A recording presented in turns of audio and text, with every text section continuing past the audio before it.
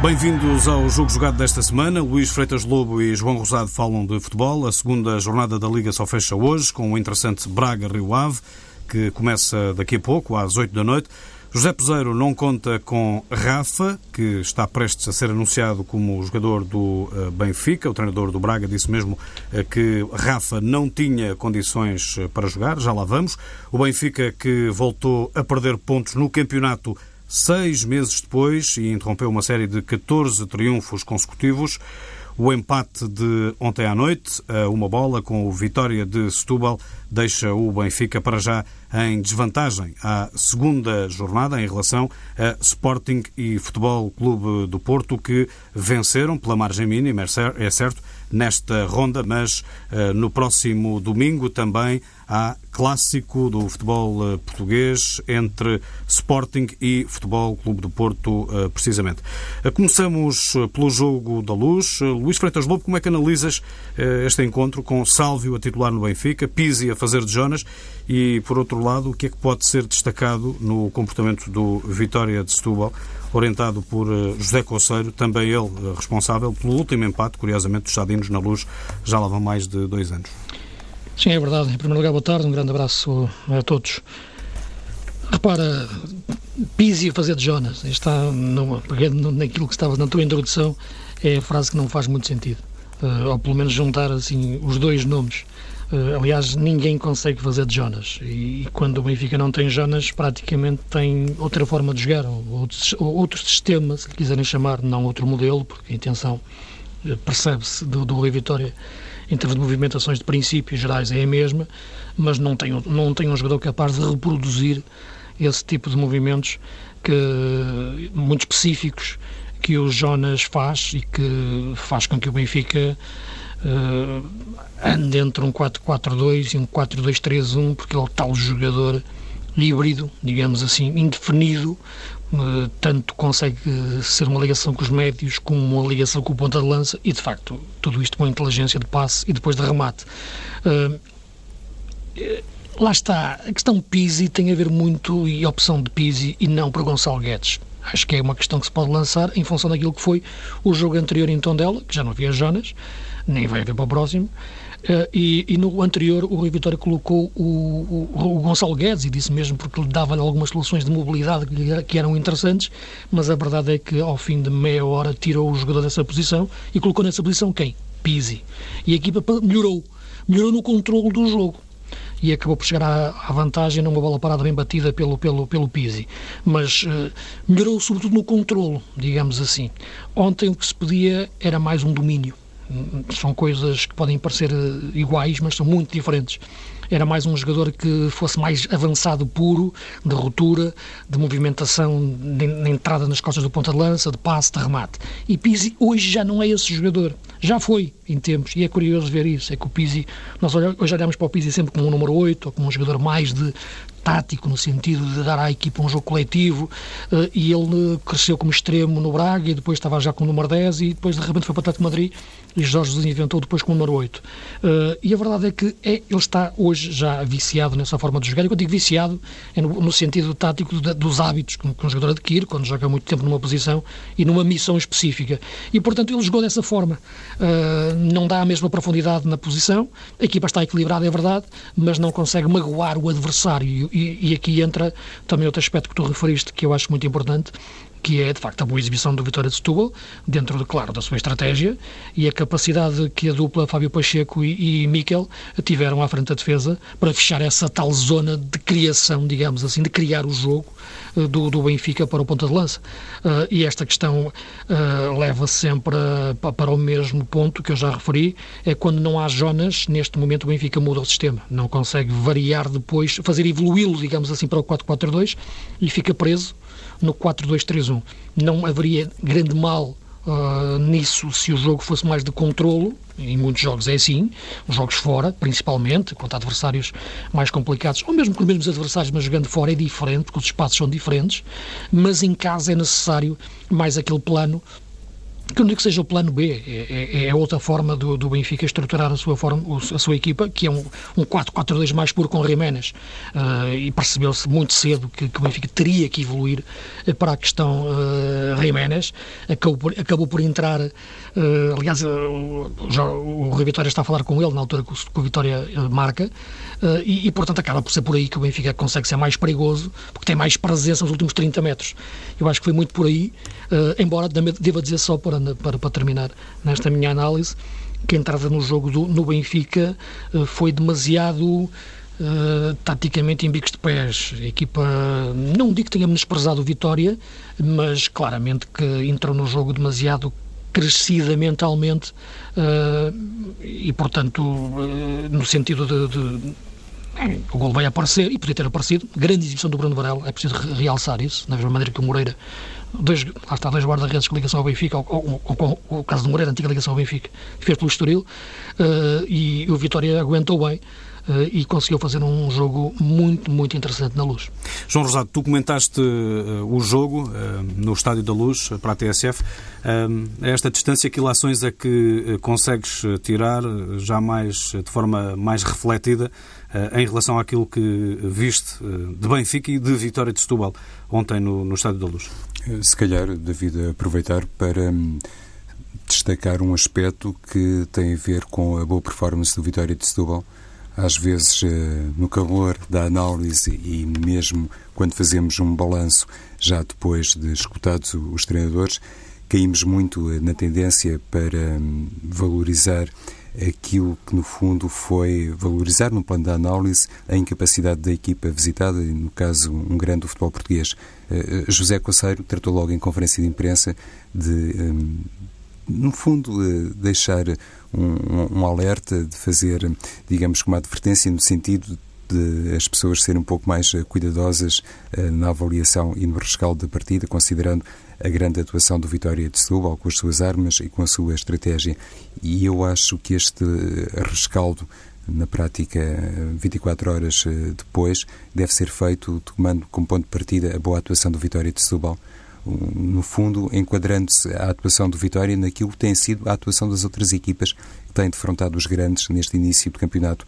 A semana passada falava sobre isso, já tinha ficado impressionado com o bom estilo, a vocação até por um futebol tecnicamente muito apreciável das equipas que não competem pelo título, e eu acho que esta segunda jornada também trouxe isso não apenas no jogo da Luz, mas também nas partidas disputadas em Paços de Ferreira e obviamente no Dragão, onde o Estoril também tentou fazer o seu futebol e, no fundo, conquistar, fez tudo para conquistar um ponto, acabou por lhe fugir, digamos que, esse objetivo, mas muito provavelmente tanto o Paços de Ferreira como Vitória de Setúbal e Estoril tentaram, no fundo, vincar a sua personalidade e a sua identidade. Isso foi particularmente marcante. Ao contrário, o Benfica se calhar não teve isso, já que estamos aqui a analisar mais o Benfica Vitória de Setúbal. Foi uma equipa que não revelou assim muito entrosamento, com particular incidência nas debilidades que patenteou no corredor central. Eu ontem também já tinha estranhado isso.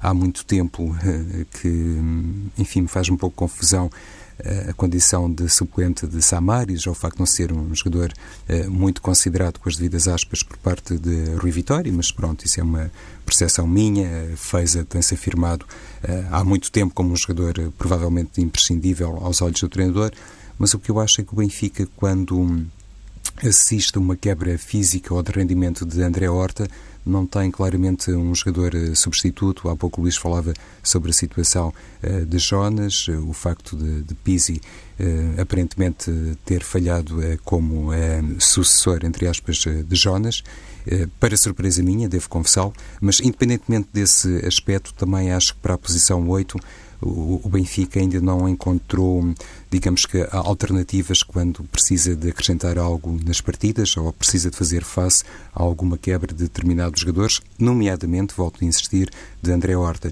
E nesse quadro, talvez Samaris possa revelar-se futuramente uma peça mais importante.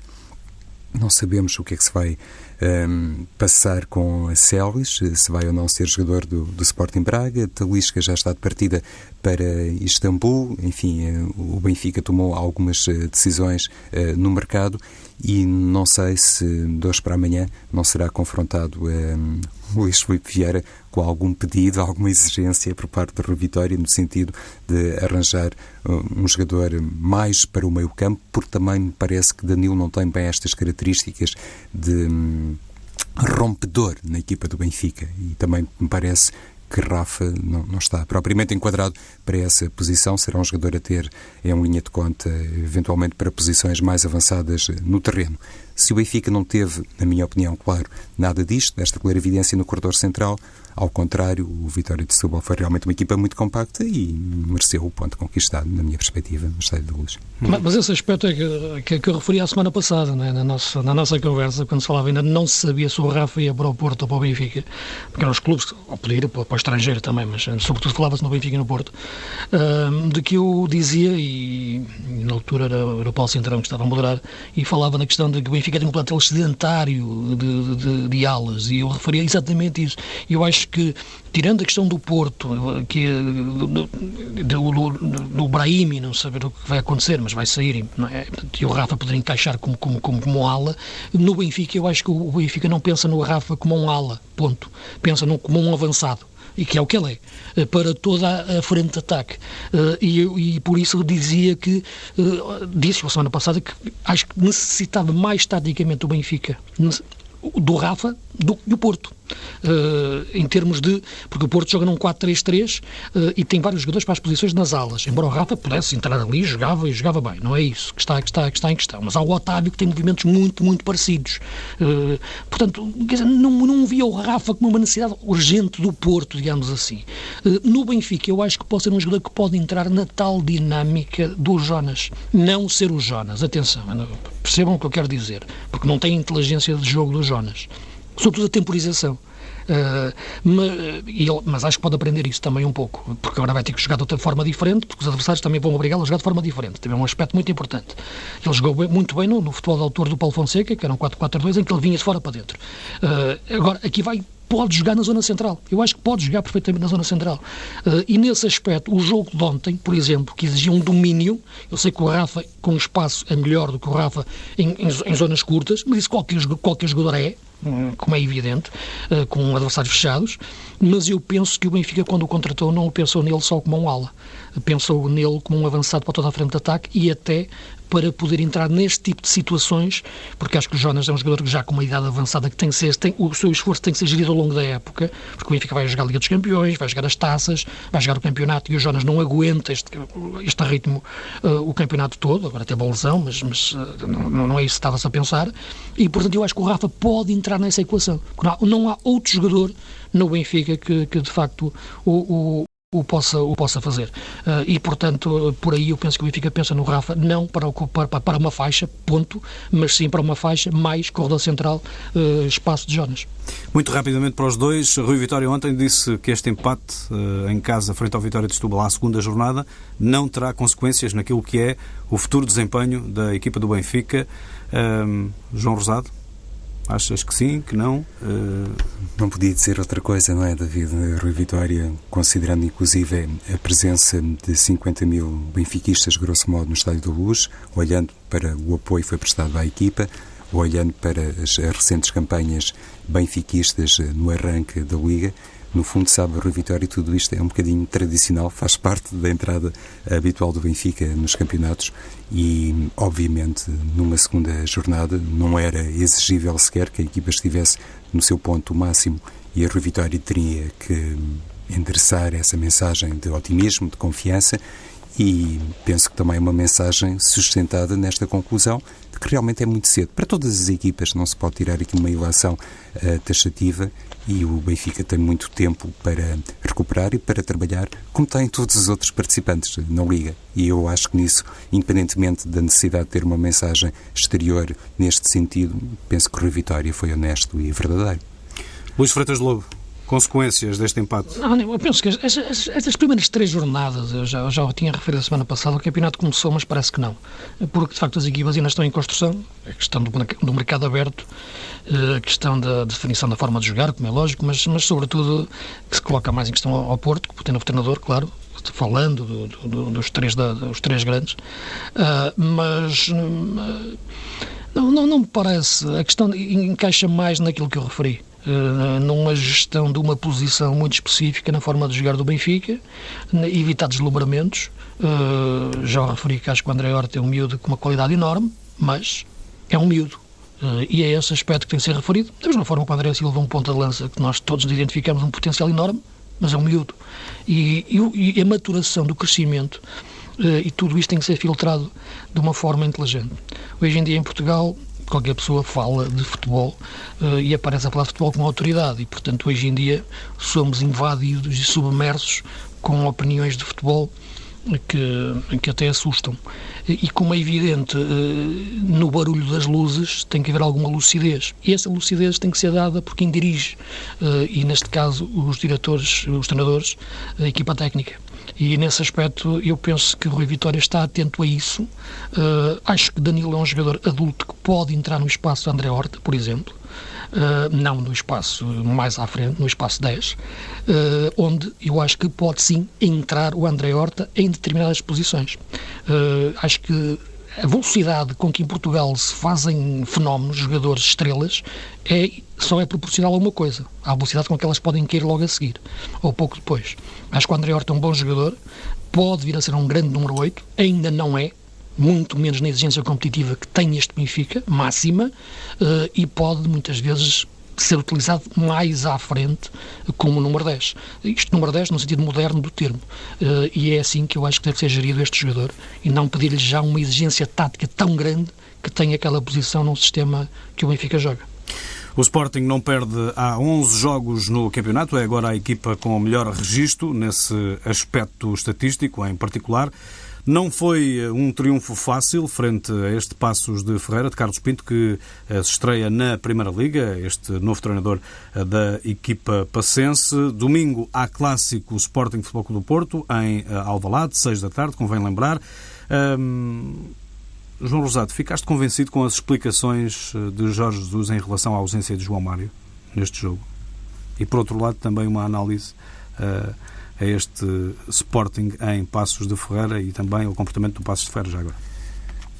Parece-me, David, que Jorge Jesus há muito tempo tem consciência que João Mário é um jogador fora dos planos sportinguistas para a próxima temporada, e cada afirmação que faz vai muito nesse sentido de, no fundo, sossegar os adeptos, alertá-los para a necessidade de o clube também fazer um encaixe financeiro que não pode desprezar e, simultaneamente, cuidar da vertente desportiva. Jorge Jesus, conforme o próprio muitas vezes acentua, está muito habituado a lidar com estas situações, com a necessidade de combater repentinamente, do ponto de vista desportivo, saídas que proporcionam grande encaixe, mas naturalmente também têm o seu preço no que respeita à orientação técnica. E a contratação de Campbell penso que está muito neste contexto de saída de João Mário. Campbell é um jogador de créditos firmados, enfim, vem de um grande clube europeu também, e Jorge Jesus, provavelmente olhando para aquilo que já tem no plantel, concretamente olhando para a presença de Brian Ruiz, estará certamente a planear uma equipa com estes dois internacionais pela Costa Rica. Não sei até que ponto Brian Ruiz teve ou não um papel decisivo na contratação ou no empréstimo de Joel Campbell. O que me parece é, olhando inclusivamente para aquilo que os dois, que os dois jogadores fazem na seleção da Costa Rica, é absolutamente plausível imaginar um Sporting com Campbell e Brian Ruiz, quiçá cada um no seu corredor lateral, com o outro Ruiz, Alan Ruiz, a fazer dupla com Islam Slimani, que ao que parece pode ficar no Sporting pelo menos mais uma temporada, até ao final do mês. Para não irmos mais longe, muita coisa pode acontecer, como é evidente, lá está, os treinadores ficam reféns das operações de mercado, mas vamos admitir que sim, que Slimani vai continuar de pedra e cal da equipa do Sporting, e esta aquisição de Campbell, penso eu, tem muito a ver já com esta consideração final sobre o destino de João Mário, pode ou não ser para o Inter de Milão. O Sporting tem várias soluções para os corredores laterais. Enquanto não resolve tudo isso, parece-me que o jogo na Mata Real mostrou uma equipa outra vez com eficácia defensiva. É um dos aspectos que mais preocupa Jorge Jesus. No arranque de campeonato, eu julgo que isso causa sempre grande preocupação aos treinadores dos grandes, porque têm essa consciência que as equipas ainda não estão, que as suas equipas ainda não estão no ponto máximo, longe disso, e então importa cuidar de sobremaneira da proteção da baliza, porque a partir daí, lá está, um gol solitário pode fazer a diferença. O Benfica sofreu um gol do Vitória de Setúbal, já não teve capacidade para dar completamente a volta ao resultado, mas o próprio Porto também ganhou apenas por 1-0 frente ao Estoril. Lá está, Casillas não sofreu golos, o gol de André Silva foi determinante. No caso do Sporting, o gol de Adrian foi determinante para a vitória, para a conquista dos 3 pontos e, no fundo, para dar uma espécie de embalagem, digamos assim, nem que seja do ponto de vista anímico, para a partida diante do Futebol Clube do Porto no próximo domingo.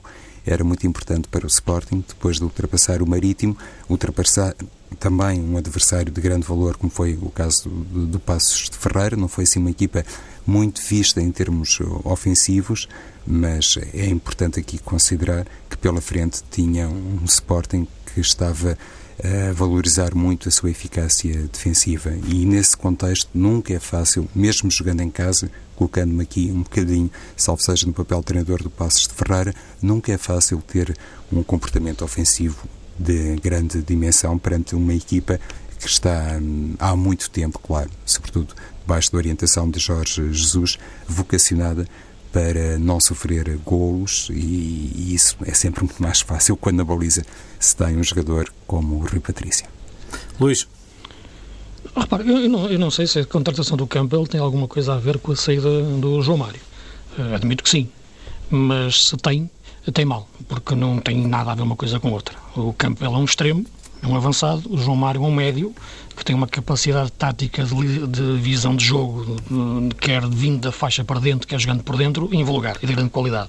O Campbell é um jogador de esticões, que joga mais sobre a faixa, e nem lhe revejo grande inteligência de jogo, até em termos de capacidade de segurar a bola e ter essa leitura de jogo. Portanto, acho que se a leitura foi essa, é uma leitura errada por parte do Sporting. Esta é a minha opinião. E não tenho problema nenhum em atravessar com ela. São jogadores completamente diferentes. O João Mário é um craque, o Campbell é um jogador que o Arsenal não quer, e é um jogador que já andava por aí há bastante tempo. É um jogador que tem alguns pontos de interesse, atenção, não digo que não, mas neste momento o Sporting não tem ninguém para fazer de João Mário. E se me perguntares então como é que se faz resolver o assunto, em Passos Ferreira há uma coisa que eu acho que vai provocar a saída de João Mário, e já se não tem Passos Ferreira, é um crescimento claro de influência no jogo do Adrian. O Adrian, que de facto assumiu-se cada vez mais como patrão da equipa, numa amplitude periférica de terreno muito, muito maior. O Sporting jogou com Breno Ruiz e Gelson. Quem pode fazer mais de João Mário até o Breno Ruiz, mas não tem capacidade física para isso, nem a mesma disponibilidade tática ao longo dos 90 minutos, e outro jogador que pode fazer um pouco isso na forma como se movimenta também a zona central faixa é o próprio Bruno César. Mas são, repara, duas questões que eu estou aqui a falar apenas porque são os jogadores que estão no plantel, porque de outra forma não falaria neles. Portanto, Campbell é um extremo, um jogador interessante, mas não tem nada a ver com João Mário. O Sporting não tem João Mário nesta altura. Acho que sem João Mário vai ter que crescer Adrian no jogo. Não sei se Adrian poderá jogar numa posição até mais adiantada no sistema de jogo do Sporting. Embora me pareça que neste momento, e precisando o Sporting de outro ponta de lança, porque só tem Slimani, e este só tem, atenção, tem um craque, e esperamos que ele fique, porque é um grande jogador, mas na época passada tinha outras opções, desde o Barcos até o Thiago Gutierrez, desde logo o Campbell é um ala, e portanto o homem que jogou, por exemplo, em Passos de Ferreira já foi outro ala também, o Gelson Martins, e notou-se que a equipa tinha dificuldades em jogar a João Mário, porque de facto os motores de jogo são feitos pelos treinadores, é verdade, mas depois em campo há jogadores que são decisivos para o colocar em prática, e o João Mário é decisivo, e o Sporting não tem outro jogador como ele, pelo que eu acho que o crescimento do Adrian terá que ser decisivo nesta fase para reequilibrar a equipa. Não vejo nenhuma forma do Campbell poder calçar uma bota que seja do João Mário. Avançamos agora para o Futebol Clube do Porto. Mês de agosto terrível, já se sabia. Este terrível é entre aspas, obviamente. Em termos competitivos, o Porto que venceu por 1-0 o Estoril Praia no Estádio do Dragão, mas não disfarçou algumas dificuldades aqui e ali. André Silva é que vai ganhando cada vez mais preponderância no 11 de Nuno Espírito Santo. Para já 2 golos em 2 jornadas na Liga Portuguesa. Temos também a Liga dos Campeões, amanhã à noite, Roma Futebol Clube do Porto, segunda mão do play-off desta Liga Milionária, e em cima da mesa estão 14 milhões de euros só a entrada na fase de grupos da Liga dos Campeões. Pergunto João Rosado e também ao Luís Freitas Lobo se este é de facto o jogo da época para o Futebol Clube do Porto. E se este Porto de Nuno Espírito Santo já convenceu no Campeonato ou não? Ainda é cedo para isso, não é, David? Se calhar nem sequer seria um sinal inteiramente positivo, no caso do Futebol do Porto, já ter convencido tudo e todos, porque a época mesmo agora se iniciou. Ainda faltam muitos exames, muitas provas, uma época particularmente exigente. Vai ser este desafio de amanhã diante da Roma um dos jogos mais importantes, claramente, para o Futebol do Porto, a todos os níveis. Talvez seja um pouco exagerado dizer que é o desafio da temporada. Nuno Espírito Santo, quando recentemente fez até uma espécie de projeção daquilo que pode ser o pecúlio do Futebol do Porto no final da temporada, lembrou que o grande objetivo é estar na Liga dos Campeões da próxima temporada, mas via campeonato, e toda a gente percebeu o que é que Nuno Espírito Santo queria dizer com isto. Depois de 3 anos sem o título nacional, imagino eu que, independentemente de todas as condicionantes de índole financeira, para o Futebol do Porto, o primordial, aquilo que no fundo respeita o objetivo número 1, é sagrar-se campeão nacional e, no fundo, regressar à Liga dos Campeões por direito próprio, à falta de melhor expressão. Evidentemente que isto não colide minimamente com um apuramento para a fase de grupos. É até desejável, claro, para o Porto, para o futebol português, uma terceira equipa nacional na prova mais importante da UEFA, e neste caso na fase de grupos, e considerando aquilo que se passou no desafio da primeira mão, toda a gente perceberá que as dificuldades serão imensas para o Futebol do Porto.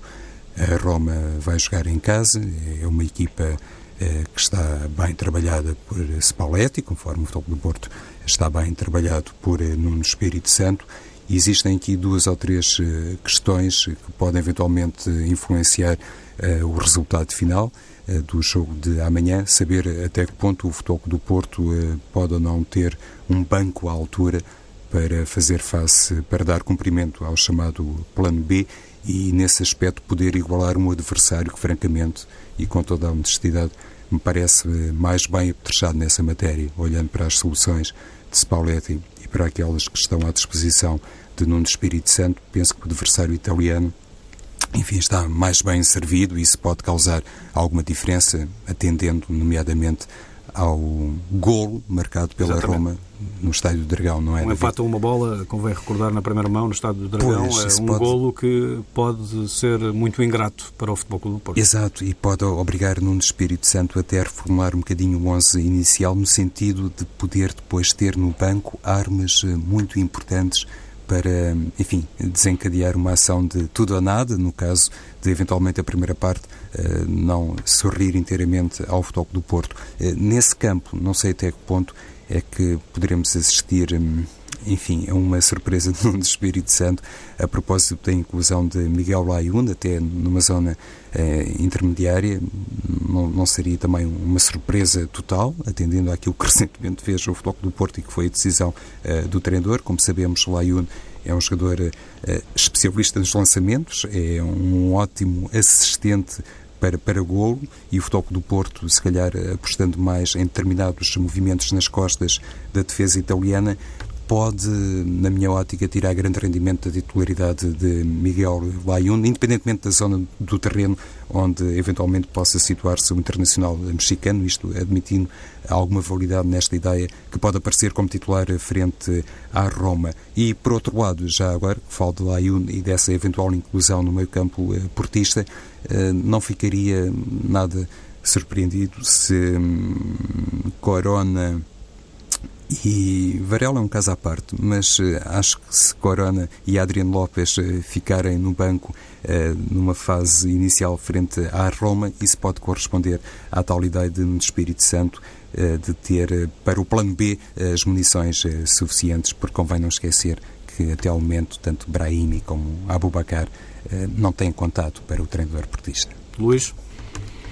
Repara, o jogo é muito, muito complicado para o Porto.